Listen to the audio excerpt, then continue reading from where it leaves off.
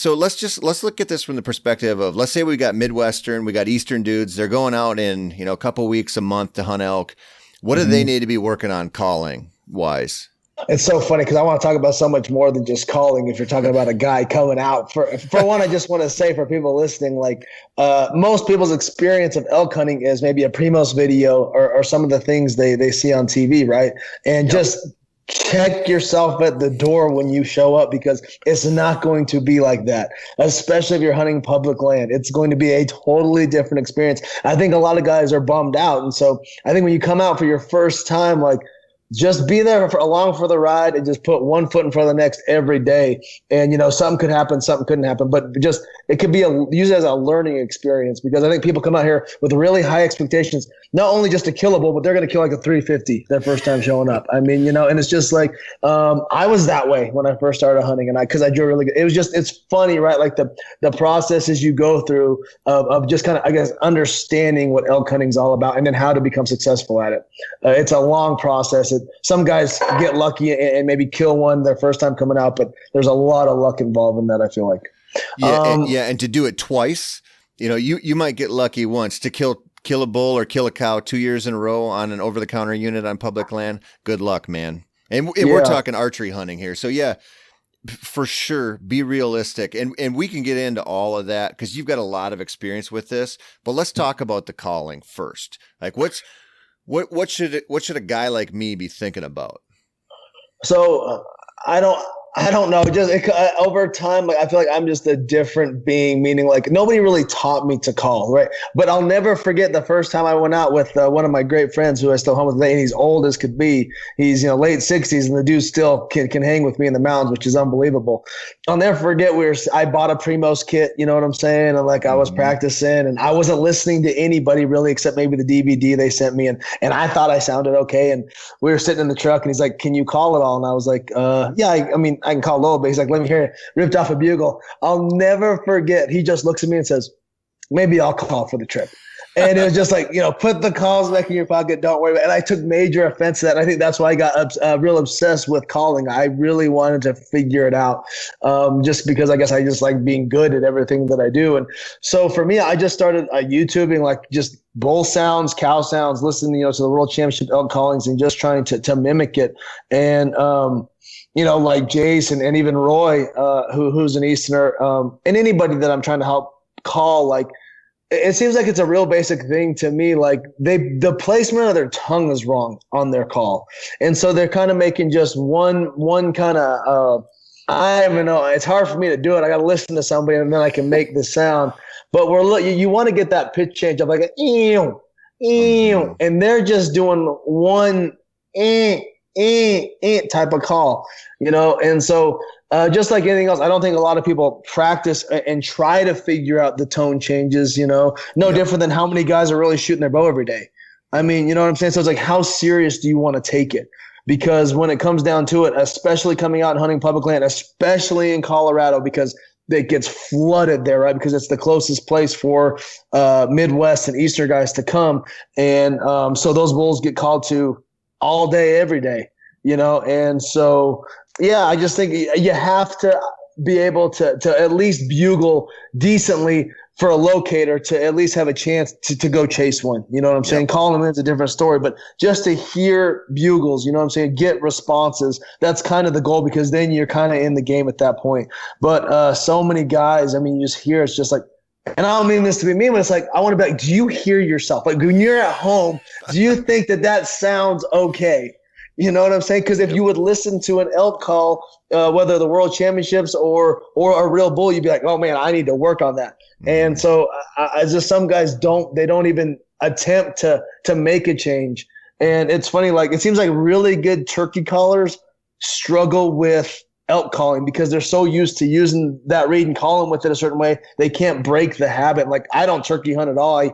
I can maybe make a sound with my elk call that sounds maybe like a turkey, but I probably sound really terrible to you or to Jace or whoever, So, so let's stop there for a second. Cause when you were talking about the pitch change, when you're talking like mewing like a cow and instead of just holding one note, I like the first thing that popped into my head is when I listen to somebody who doesn't know what the hell they're doing, turkey calling, they do a yelp is like a two syllable word. It's like there's a change to it. If you listen to an actual turkey yelp, it drops off. So it starts and then it drops, starts and it drops. And if you listen to people who don't know what they're doing, it's one single note over and over again. And the cadence is, you just hear the cadence is wrong. It's like too rapid fire. And so I was thinking that when you're saying that, like, okay, there's like, you have to listen to this and understand the noise that you're making all the way through. And so when it comes to that, do you think the reason that so many people aren't that good at calling, most people don't get to listen to real elk very often. So, I mean, that's part of it, right? But is the other part because we're listening to other elk hunters? Like we hear, I go to YouTube and I Google somebody's elk calling tutorial. I'm listening to an elk caller, not an elk. Do you think that's part of it? Well, yeah, but if it's a good elk caller, you'll hear that tone change. You know what I'm saying? And like, so I think Rocky Jacobson has actually some pretty good YouTube things where he kind of goes through that. And so it's like, I was just working with one of my buddies, and this is no lie, I love this guy to death. He was putting his elk calling backwards, and he's been doing it for 5 years. So it's all he knows. And he can kind of make a sound with it. And like we were hunting with him last year, I said, "You're joking, right? Like you're not being serious." He was dead serious. And then so he was over here, and I was trying to help him call. And it's I don't know how to explain it, but like I have people take their calls out of their mouth and just make a noise with their tongue. So people that don't call correctly or use, I feel like the back of their tongue, it sounds like this, like a. And then so if you do it correctly, it should sound like this. Like for me anyways. And like when I show guys that and then they put the call in their mouth, it totally changes. They got more control because they're now using the front of their tongue, and you might have to move the front of your tongue towards the back of your mouth and then kind of, roll it up to get that tone change. And you never heard anybody talk about that. And so like, because I had to kind of figure it out on my own, I feel like it's kind of easy for me to explain. Like, I don't know how Corey Jacobson explains it. That guy is the best caller in the world. Yep. I have no idea. And I'm sure that those guys have, now I will say, like, for me, I can chuckle and I can sound pretty good, but I can't chuckle like, Dirt or like, Corey Jacobson or those guys. And that's like one thing I'm really, really working on, because do you need to have a perfect elk chuckle to call a bull in? No, but I think if your calling's your thing, it's just cool to be able to sound the part the whole way through, Yeah. And so again, it's just me. Again, I'm just listening a lot and then just working it out with my tongue, with the pressure, and just trying to get that. And it's also using like, making noises with your throat while you're doing it. There's a lot to it. But like I said, most people don't want to take the time to practice. I used to just ride around in my car with the call and just going down the highway and just practice. Yep. And maybe that's a lot for somebody, but I think it's what you kind of got to do to get good at it. I think unless you live by yourself, that's the best way to do it. I mean, that's how I figured out how to get really good calling turkeys. Partially was just keeping turkey calls in my truck all winter long, getting ready for the season. I'm doing the same thing with my elk calls right now. And it's just to know there's nobody there. Like if I try to elk call in my house, there's going to be somebody bitching pretty quick, usually, unless I'm here by myself. And so, that's a good tip there. And so that thing, like you're talking about chuckling. I mean, most people, they need to cow call and they need to bugle, to some level. But what you're saying, and Corey is like the best example of, is, there's so much to that language, even though we kind of break it down. Oh, it's just a bugle. Like, well, what kind of bugle? Or, like, does it cut off short? Is it a challenge bugle? And the more stuff you can say, the more words in your vocabulary, the better off you're going to be. Well, see, so like, that's funny. I was talking to Jace about this before you called, and like, I that's the thing. Like, I'm no Corey Jacobson. That guy's got like 20 years on me. And like, when I watch, like their films now that they're releasing, and I'm watching him, how he's not, he's moving around, and then they'll talk about it afterwards. Like, it's like he the way to me it appears when he's explaining it to the shooter was like he kind of knows what that elk's thinking just by his bugle. I can't say that I'm like, okay, this is what the elk's doing, so this is what I need to do. I am strictly just playing off of their emotion. And like for a long time, I was just mimicking them, and I still do that today. And so I can tell the difference between a bull that's really fired up, obviously, and a bull that's just kind of maybe, checking things out and maybe being like hesitant coming in, obviously. Now, one that's I can tell is super emotional, like Tim Kent's hunt last year. I wish we had a camera roller for that, because it was like your classic perfect bull fired up. I mean, comes in screaming the whole way. And I mean, I was tearing the forest down. I mean, and Roy said, Tim was like, well, what is JC doing? And I mean, I was breaking branches and being as loud as I could be, because he was cutting me off from the beginning. And so I knew that this bull was, so it's just like knowing their emotions. And I can't tell you like why I'm doing things sometimes. I just kind of do them. I don't know. So yes, to a locator bugle, I mean, and again, this is just kind of what things that you can go find on YouTube or listen to Corey Jacobson and talk about, more like a high-pitched sound.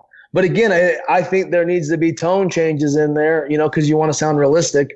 But yes, if you can do a good locator bugle and get some good music, I mean, you should get into some elk.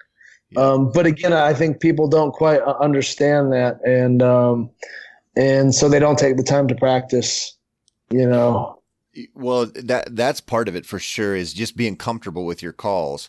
But do you think in general people are a little bit too conservative with their calling, or they're too aggressive, or what? No, absolutely. I think they're too conservative, because it's funny, like basically me and my buddy Roy Lee, he's the only guy I really hunt with. And so me and him kind of have the exact same style. And so we only know what we do. And we're super aggressive. And it's so funny when we take somebody with us they're like, we've never seen anything like this. It's like, this is all we know how to do. Like, what do you do? I mean, like, yep. Some guys will literally sit back and they'll just call and hope the elk's going to come to them. It might be a mile away. I mean, you know what I'm saying? And I think it's, again, because maybe that's what they're seeing on TV. I mean, I have no idea. Maybe there's not enough things out there like explaining, like, and again, I will say, like, that burns me sometimes too. Like, we'll get a bull going, and especially like in general areas or over the counter, if they're not real fired up, they'll come in silent when they get in close. And so like, I'll get hesitant. I'll think that they're moving away from me, and we'll move, and then we'll just walk right into each other. You know what I'm saying? So there's times where I should be more patient and sit, but typically I'm ultra aggressive, and I bugle a lot. I mean, people probably think like, what's this guy doing? Like, I mean, I'll bugle. I'll just walk around and bugle. I mean, that sounds crazy maybe, but like, that's what elk do, isn't it? I mean, and so, and I don't know, maybe we've gone a half a mile and it's going to reach a bull that didn't hear me before. I mean, I don't know. And then you have some straight up killers that don't believe in calling. They might use a locator and then they're going to work their way down to it. And that's still so confusing to me. Like, I was able to sit down and talk with Dan Evans a couple of years ago. I just kind of started. The way he talked about it was like, and you just kind of watch his Facebook and stuff, like he tracks them. It's like crazy to me. My question to that is like, when do you get down and start crawling? When do you think you're getting close to their bed? I mean, cause like I'll know where elk are roughly, and like I'll bump them all the time. Yeah. Dan's doing it totally observation, not totally, but find a giant.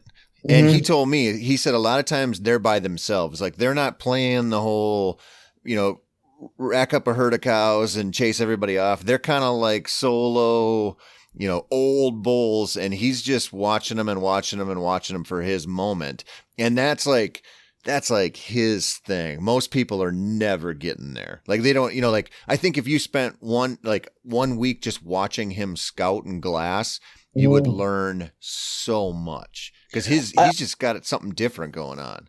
I agree with that. But he said like, his game changed when he went and hunt with Randy Ulmer years ago. He said when he saw how Randy was hunting, then he changed his game. But for me, like, I don't know if I would want to hunt elk if I couldn't call. Like, that's part of the fun in it for me. Like, I love to do that. And I hunt dark timber, and I'm always like complaining about the dark timber every year when I'm hunting it, because it's like, it's real thick in there and stuff, but it's just like, and it's steep and nasty, and that's just kind of where we like to hang out. And so do the elk. And I love chasing bugles. I love not knowing what's coming through the trees until I see them, because you don't know. Yep. And but I will say, like, I have kind of changed my game in a sense where I do like to hunt a little bit more open country with patches of timber. I mean, my biggest bull to date, I kind of killed in an area like that. But he had a bunch of cows with him, and For whatever reason, I was able to play it pretty patient with that bull, and kind of did the thing where I knew where he was at, got in close. I mean, within 100, like they say, and he bugled. I cut him off, and that dude came in on a string, blacked out of his mind. I mean, never saw me. I was in the wide open on a rock, and he was just, eyes rolled back, ears pinned back, posturing up to me. I hit him, and he never died right in front of me. I mean, so it's about finding that bull too, though. I mean, you can be the best caller in the world, and you may not call anything else because you gotta find that bull that wants to work with. Not every bull is going to come running. No different than you're not going to decoy every deer. You're not going to decoy every elk in. I want to back up a second because I don't want to move past this. So you said you're talking about you and Roy getting crazy aggressive, and that's your calling style. And people get with you and they're like, holy shit, man, like nobody does this. That's how I turkey hunt. Like I call a lot, and I'm wondering, and it works, I mean, sometimes you get too aggressive and you blow them off or whatever, but it seems like I can take some birds that are in a neutral mood and I can make those suckers come in. Like you can get them fired up, and you can get the hens they're with challenged and fired up. And I do that because I'm confident. Like I've done that a lot, and I'm confident in my calling. Is that the secret sauce to what you guys are doing? Like you're confident you can say something to them that's gonna work. And so you're like, I'm gonna say it, and eventually I'm gonna hit that bull that's like, all right, dude, I'll call your bluff. Yeah, no, exactly. And to be honest, I'm just kind of thinking back in some of the hunts me and Rev had together, and one specifically that's coming to mind is it was in Colorado, and we'd worked our way up this ridge all morning, and we got into a couple bugles, but nothing we could feel like we could chase. Got kind of quiet. 11 o'clock, one ripped off. He answered us, and when I get one to answer me 11 to 3, I mean and I feel like those bulls are always going to come in. Now that's not always the case, but I just feel like something about that midday, you get one that's answering you. It's like he's kind of got it. Whether you're now coming into his territory feeling where he's got to protect it or whatever. But anyways, that bull got fired up, and it's like he was coming instantly. So we kind of got set up, and our wind was kind of bad. He got above us, and he was looking for it. He bugled. I did not answer, and he kind of circled back down below us. When the wind got good, I cut him off the next time. And then next thing we know, I mean, I'm scanning. I'm kind of look to Roy, and I see Roy draw. So I look to where he's looking at, here comes this bull freaking, coming through the trees. Just same thing, eyes rolled back, ears pinned back, 14 yards straight frontal shot. So, but because we found the bull that was going to work with us, you know what I'm saying? Yep. And I think a lot of guys kind of they get disheartened after a day or two, because it'll wear you down out there, walking up and down the mountains, not hearing anything, not having any encounters. And again, if you don't understand the effort that it's going to take to kill a bull, then I could see you getting disheartened after a day or two. I mean, because you come in with the wrong expectation, so I think that's first and foremost, having the right expectations. And maybe that's having no expectations at all, except I'm just going to go out and do all I can do. You know what I'm saying? And that means maybe hunting all day, and again, I guess you kind of got to be careful there too, because you can wear yourself out. I mean, we used to pack in and quote unquote try to go in, deep, and we quit doing that. We hunt from the truck now, and I try to save my body as much as possible. That doesn't mean we won't hunt all day, but I'm just not, because it's hard. It mentally and physically gets taxing on you, and it's just fighting through that. And eventually, I swear to you, I feel like I had more encounters when I didn't know what I was doing because I was so gung-ho. I would drop off into every drainage. I would go because I was just so determined to kill one, And but because of my inexperience, I could get in close, but I could never kill them just because you don't know what you don't know. And so, it takes a lot of not killing, if you will, to kill something eventually. And so I don't think guys want to work through that neither. Well, that's the hard part, right? I mean, you live out west, and you've been an elk hunting machine, and so you stacked up lots of experience in the time you've been out there. For the dude driving out from Pennsylvania or whatever who gets 7 days to hunt a year, you might not have 3 encounters the entire week. Yeah, and you may not hear a bugle. Exactly. And so to stack up that experience is tough, but that's what it takes. And it's the same thing with big whitetails a lot of times, even though people are, diehard whitetail hunters, live in whitetail states, they may have one encounter a season with a really mature buck, maybe. Yeah. And that's not very much. I mean, you think about in 5 years, you've encountered 5 of them. That's not that much experience. That's why it's so easy to screw up a lot of times, because you're not comfortable in that situation, man.